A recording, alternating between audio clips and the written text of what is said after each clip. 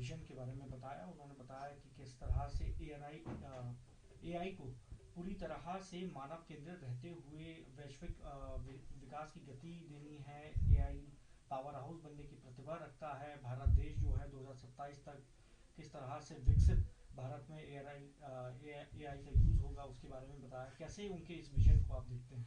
नहीं, ये सारा विज़न ख्यालों में और बताने में तो बहुत आसान दिखता है, लेकिन एआई समिट जो अभी हुई है उसमें जो अव्यवस्था दुनिया के सामने नज़र आई है, उससे सरकार ही नहीं बल्कि पूरे आयोजन की कलई खुल के सामने आ गई है। मंत्री को माफ़ी मांगनी पड़ रही है। उसके जो विजुअल आ रहे हैं वो कहीं ना कहीं अंतर्राष्ट्रीय स्तर पे इस तरह के आयोजनों में जो अनियमितता होती है, जो अव्यवस्था होती है, उससे देश की बदनामी होती है। मुझे लगता है सरकार जब इस तरह का कोई आयोजन कराए तो 5 बार पहले प्रॉपर तैयारी करे। आप अगर अंतर्राष्ट्रीय स्तर पे कोई आयोजन करा रहे हैं तो पूरे देश की प्रतिष्ठा उससे जुड़ी होती है। तो प्रधानमंत्री जी, लंबी लंबी बातें करने से पहले जो आयोजन आपने आज कराया है उसकी जवाबदेही तय करिए कि पूरी दुनिया के सामने जो भद्द पिटाई है आयोजनकर्ताओं ने, उनकी जवाबदेही तय हो, उन पर कार्रवाई हो।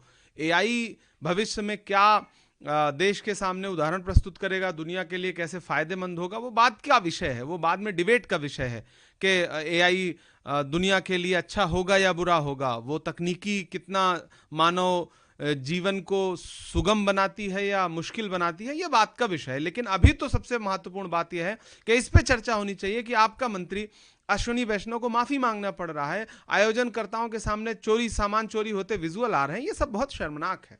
क्या आपको लगता है जो आईटी से प्रधानमंत्री भरोसा जता रहे हैं कि 2030 तक 400 बिलियन डॉलर का जो है तक ये पहुंच सकता है?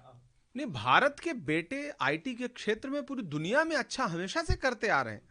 वो तो जब डॉक्टर मनमोहन सिंह साहब ने ग्लोबलाइजेशन के दौर में चीज़ों को खोला, दरवाजे खोले, तो पूरी दुनिया में भारत राज करने वाला देश है, इसमें कोई दो राय नहीं।